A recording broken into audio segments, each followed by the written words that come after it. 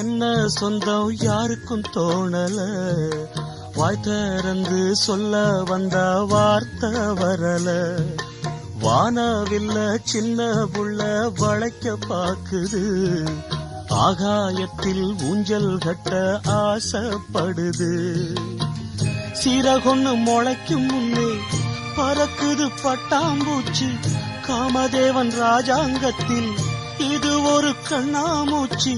ஆத்துமேட்டில் எழுதி வச்சத அலை அடிச்சது அண்ணாச்சி. சம்சாரம் அது மின்சாரம், சம்சாரம் அது மின்சாரம்.